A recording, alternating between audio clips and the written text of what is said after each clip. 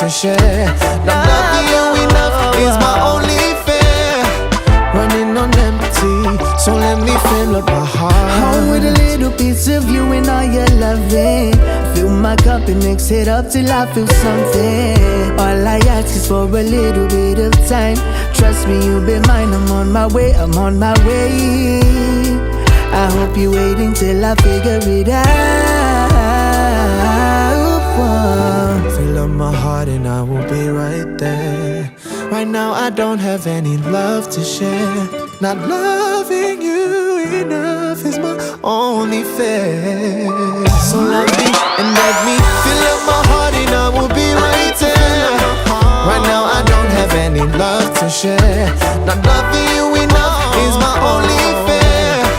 Running on empty, so let me fill up my heart. I need to fill up my heart.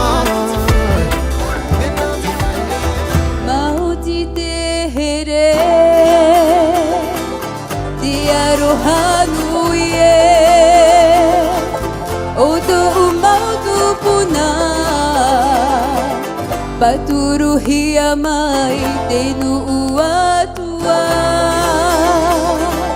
Ihere here ai to una umetua Oia hoi te puna uto uora